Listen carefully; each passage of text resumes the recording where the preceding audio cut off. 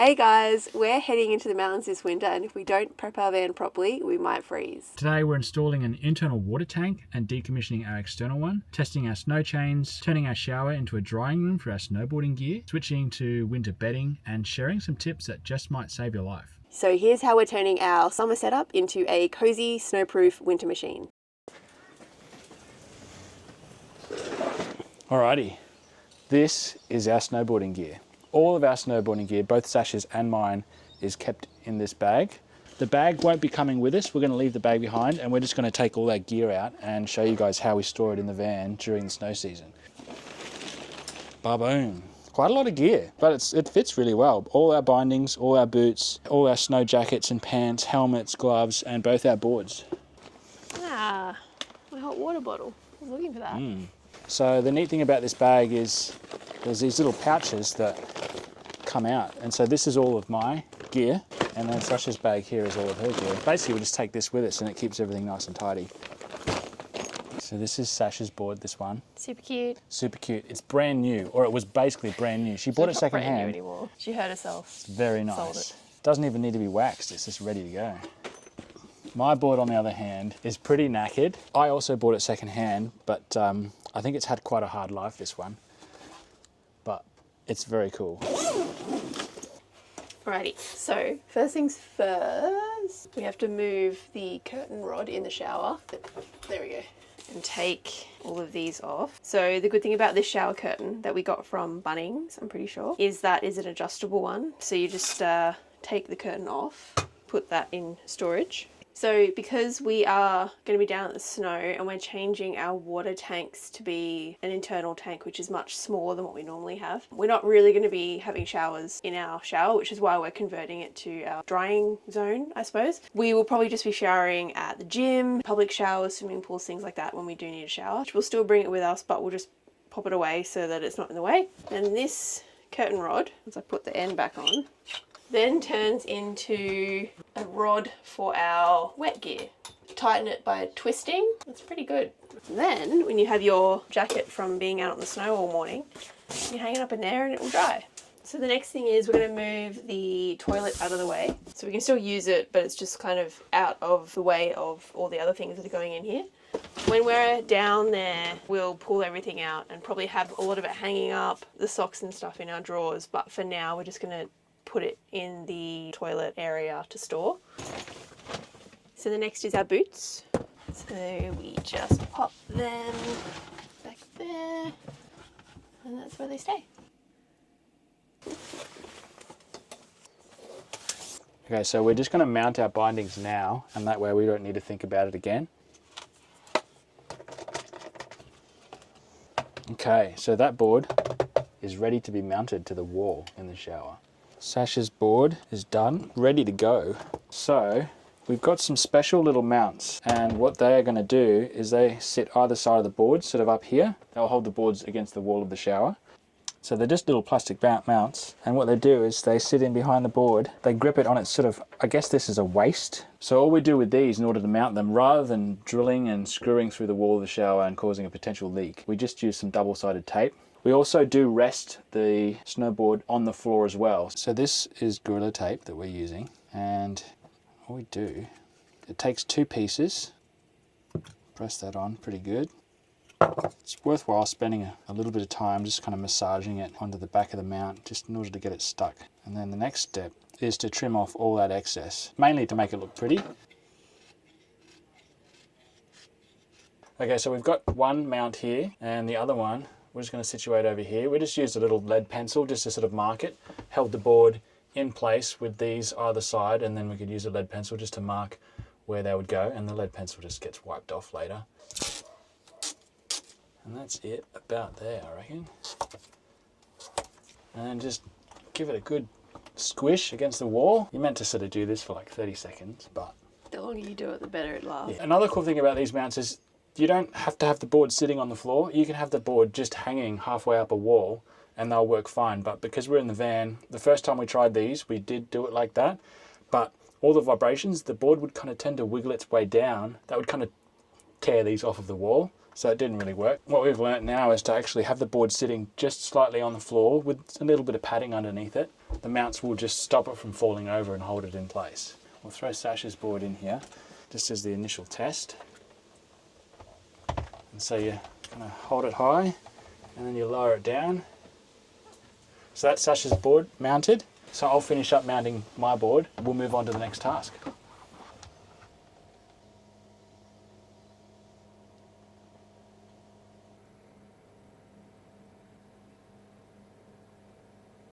Okay, next thing to do is to install the window covers. These window covers I did make myself, just using the same material that I used for the blinds that we have, our daily blinds. So it's just some upholstery fabric, regular fabric on the back, and then it's got a layer of insulation actually in between, and then it's also got on one side like a foil backing. And so we've got two sizes here, obviously. I'm trying to remember what we did. I haven't used these in 2 years. So for us, because we do have two bodies in the van, and in Australia we don't actually get that cold here, so it'll often be between like 0 and -4, so it's not like super cold. And with the two bodies in the van, and because we're super well insulated, it actually can get kind of hot in here overnight. We do have the window covers for particularly cold nights. If it's like 0 or 1 overnight, which isn't very cold, we'll actually take them off. And because of that, we do only insulate the back of the van where we're sleeping. We don't bother insulating the front. So we've got two long ones, and they go on the side windows, and then we have more square shaped ones which go on the back two windows. The back ones I really appreciate because I do sleep on that side. Covering up those windows makes a much bigger difference than covering up the side windows. I mean, they're pretty easy to install, and then to hold it back from falling forward, we just tuck the blind in and that holds it in place. These ones are slightly different in that they're made up of the same layers on the inside, but I've also sewn magnets just there, and that helps to hold them in place as well. So because this window does have the metal all around, we can use those magnets to stick it down. And then again, just folding in the blind, keep it all contained and in there. There we go. Nice and cozy. So we do have a nice thick doona, but we also layer it with a lighter blanket. If we have one quite warm doona and then a lighter blanket, we can kind of flick the heavy doona off and just have that blanket. Yeah, this van's super well insulated with the two bodies in here, and you know, all the vents shut and all that sort of stuff. It does get pretty steamy.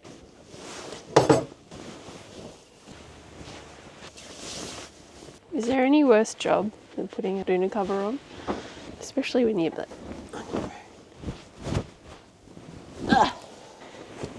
one thing that we do keep in the van year round that does actually make a big difference to comfort is the flooring. So we have chosen to have a removable rug that we got made custom to fit the shape that we needed it to be. We've noticed a massive difference just in like getting up in the morning, jumping out of bed and the van's quite cold, and having the rug on the floor. It does keep your tootsies a lot warmer. So if you do have like the standard sort of vinyl plank flooring or whatever, you could consider getting a little runner. That would make a big difference to keeping just the place feeling a little bit warmer before the heater gets going at least.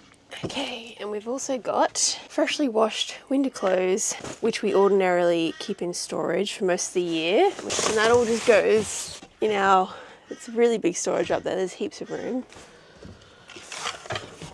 Alrighty. So there's two reasons why we're getting our snow chains out. One's just to go over them, and we just want to make sure that they're all there and still working. And the other reason, remind myself how we put these things on, because when you're heading up the mountain and they tell you you've got to put your snow chains on, you want to be as quick as you can. We want to get up the mountain and get a really good park. And touching bare metal with cold hands really sucks.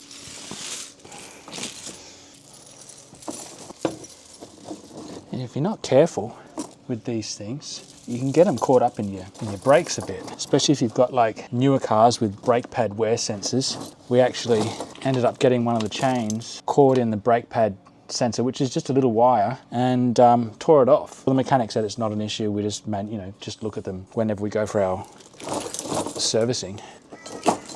The last pair of tyres we had were the BF Goodrich KR2s, which are really chunky in the corners, and that proved kind of tricky to get the chains on because the chains wanted to kind of fall into the gaps in the rubber. But these tyres are a little bit smoother, they're not quite as aggressive, so I think these will be a bit easier for us. I'm always sort of feeling around the back side of the tyre to make sure that that red ring is kind of centered.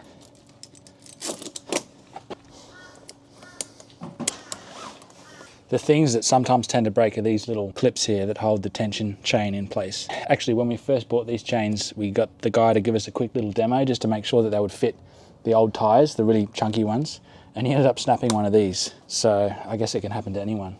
So if you've never used snow chains before, once you've got them on, it's good to just drive for maybe 100 meters down the road and then just come back out and retension that chain and see if you can get a little bit more out of it. Both of those chains look pretty good, so I reckon we're good to go.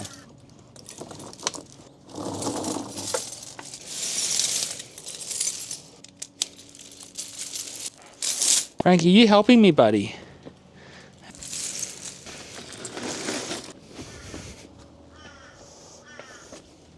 So our current water tank is mounted underneath the vehicle, exposed to all the cold weather. So we're going to be draining that one and emptying all of those lines and replacing it with this tank here, which is going to be situated in the nice cozy space inside the van. It's a 60-litre canoe drum. We got this from an adventure store and it's apparently watertight, nice and lightweight. The neat thing about this tank is it's going to fit perfectly in a little spot that we have in mind.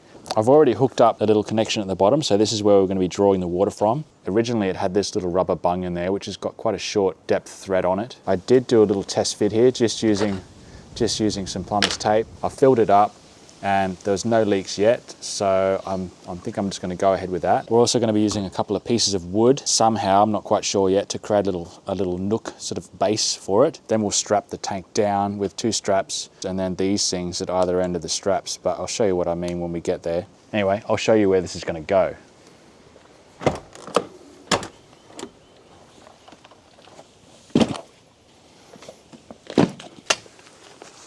So this is the little space that we have in mind. We're going to be mounting it right here in front of our hot water tank, and it's going to fit perfectly in there.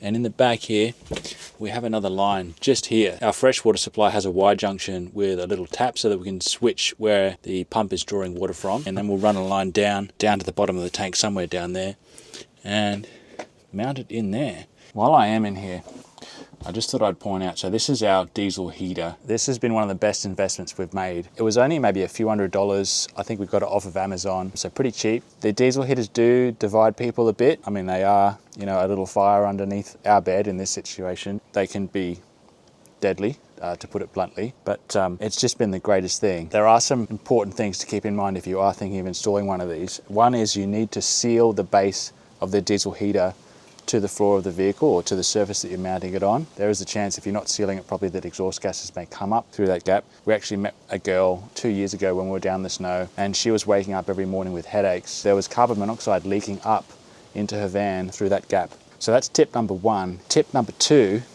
if you'll follow me, so this here is the exhaust pipe from the diesel heater, and another important thing that you need to do is make sure that exhaust pipe is at least ejecting those exhaust gases beyond the underside of your vehicle, because if that exhaust gas is allowed to float around underneath your vehicle, it will find its way in through, whether it's a penetration, drainage vent or something like that, it will make its way inside of your car. If you have to, you can extend those exhaust pipes. We had to do that. We had to get an extra length of exhaust pipe in order to get it to where we needed it. And the last tip, and this is possibly the most important tip I can offer, is to make sure you get yourselves a carbon monoxide sensor. By chance, even if you've done all the right things and exhaust gases have made their way into the vehicle, at least you'll have this thing here to pick them up. The girl we met was the only person we've come across who has potentially poisoned herself with carbon monoxide.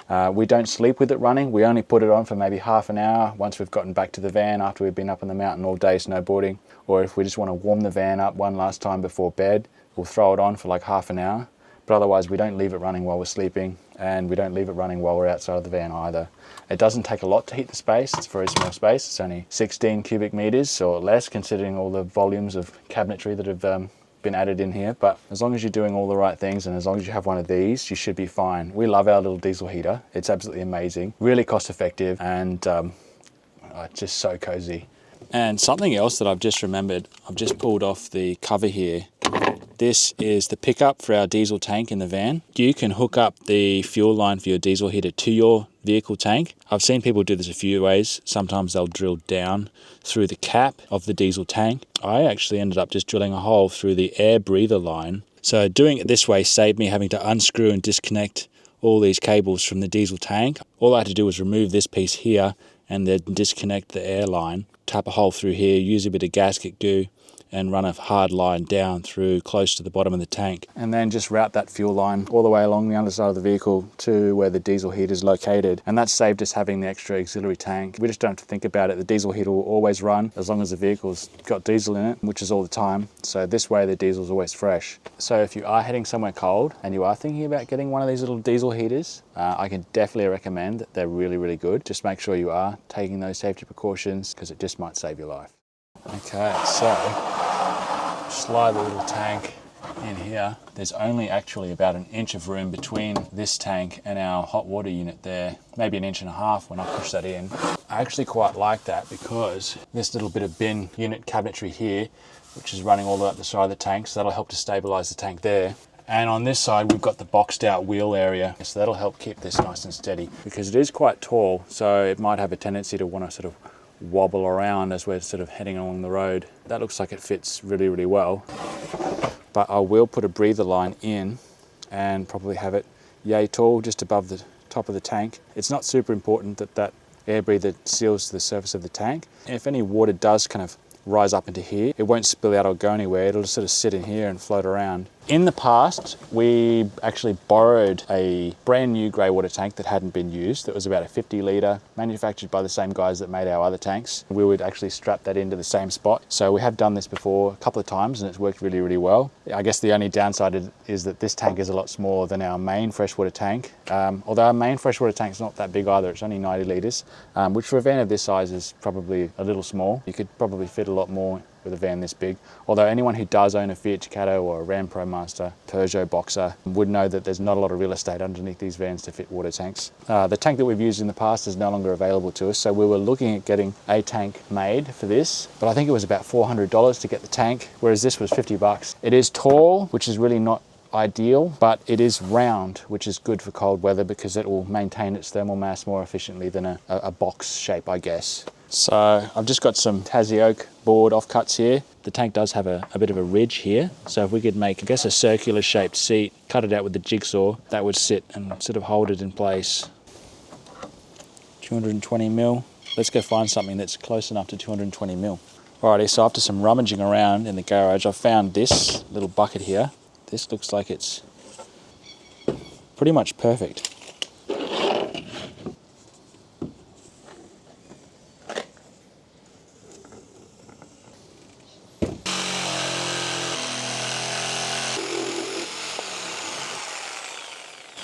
My God, that is the scariest jigsaw I've ever used in my life. Not recommended. Okay, so hopefully they fit nice. Beauty, I love it. I'll just finish chopping that up and we'll see about mounting this in the van.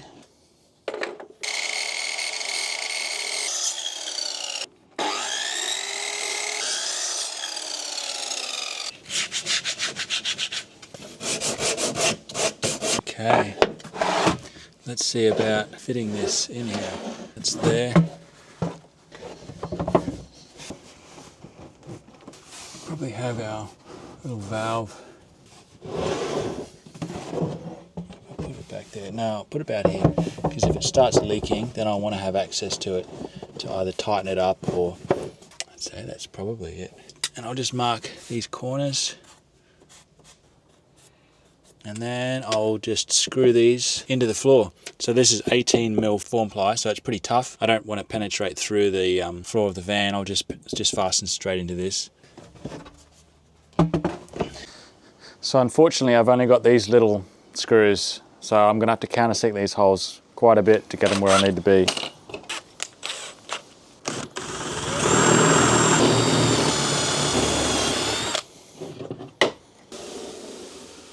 That's where it's going, according to my marks. I'm looking at it now and I'm not trusting myself, but we'll just throw a couple of screws in and give it another go.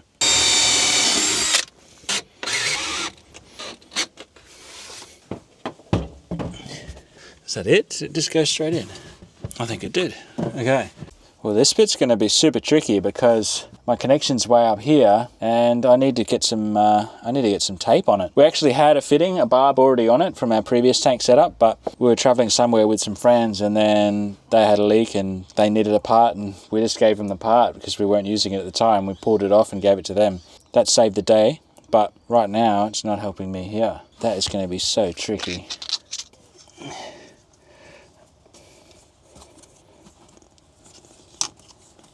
I think that's it. It's not pretty, but I'm gonna just run with it. I've got these two parts I've already made up. Slightly janky setup. Now there's not a lot of water pressure on this because it's actually going to the pump, not from the pump. I think that'll be fine. Yeah, like that. All right, before we permanently put this tank in and connect our hoses up, I'm gonna go about attaching our little eye straps. We'll use these. And the straps that we normally use to hold our roof, our stand-up paddleboard on the roof, we'll use those to strap down the tank.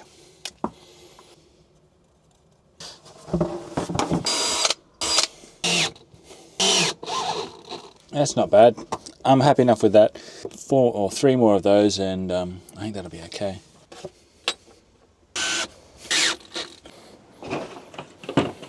So I was hoping to do this in such a way that we could still get access to the lid and remove the lid without undoing the straps all the time. Maybe having some kind of ring, some sort of collar that wraps around the shoulders of the tank, and then just attaching the straps to that. Let's see if I can work something out for that. I've got this length of rope. Maybe what I'll do is mark sort of 4 corners. There's one, and then the middle of that, it's about there. I've never done this before, but I figure I can just do a simple little hitch to line up with each of those. One there, that much, and then the loops, so maybe the loops here.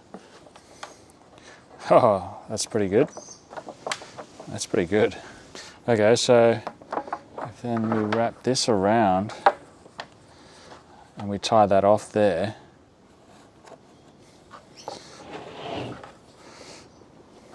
I actually want to keep this rope because this stays in the van and we do use it for other things from time to time, so I'm not going to, it'd be nice to just sort of chop those ends off, but I don't want to. So now what we'll do is we'll stick the straps in through these loops, all right, to the back of the van. It's tight in here, I tell you. That's it, just fell in its little base there. So the idea being, get the straps and connect them into there. So I've got effectively this sort of X shape using the straps connected to that little rope neck tie collar thingy we made for the shoulders of the barrel, and I have to do this sort of laying flat here because I can't actually reach around the back of the tank in order to get all these straps in the right spot. Raise these up, put the tank in, and then lower it over the top of the tank.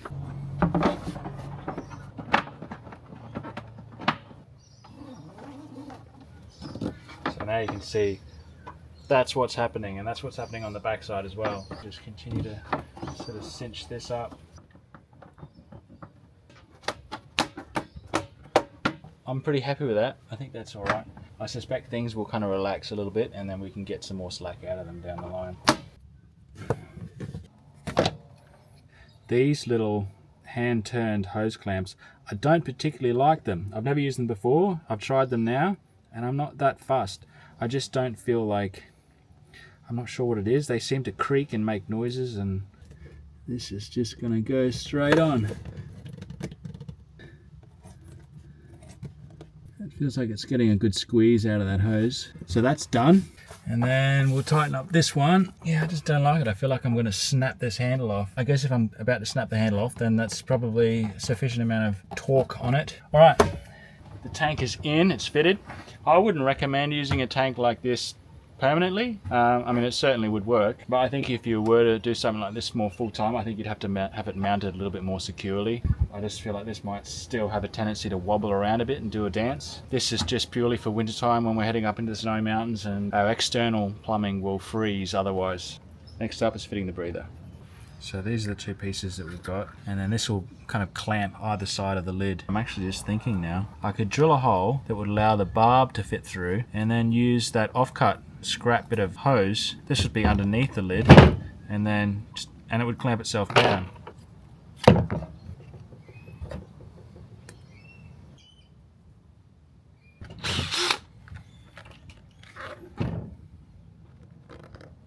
All right, that's quite good. You can see the little O-ring in there is squished just a smidge. I think that's that. I'm happy with that. That's done. Just enough room for that breather hose to get up and over the top. There's a little rubber seal in underneath this lid as well, and I can just feel that rubber seal squeezing now. So that's it. That's done. Now we have to fill this tank, make sure there's no leaks. And the neat thing about this tank is you can see how full it is just by looking at it. No fancy level sensors, anything like that. Alrighty, so we have no leaks. Now the next step is to switch the tap over so that it's drawing from our new tank. We have a little cupboard, and way down here in the back of this little cupboard under the sink is a tap. So we've got two taps. There's a tap there and there's a tap just there. I'm not sure if the camera's picking it up, and we'll switch those over. Then our pump will start drawing from our new tank. So now it'll take a bit to purge, but it should be drawing. I can kind of hear it. You might be able to hear it. Bit of a loud noise. Now you can see it's running a little bit faster. So that's it. That's a job done. We now have a new water tank in the boot, and we can now decommission the one that's underneath the van. Well, I think we're officially winterized. No idea if we've nailed it. We've probably missed something. We'll be right. We've got the diesel heater. That's all that matters. We'll be fine. If you guys want to see how this setup actually holds up in the snow, hit subscribe, follow along. We'll be heading up into the mountains real soon. And if you do have any van life tips, let us know in the comments below. We're always learning. Yeah, we're always learning. I hope that some of this was useful to you guys. Thank you for watching, and we'll see you in the next one. See you guys. See you in the snowy mountains, actually.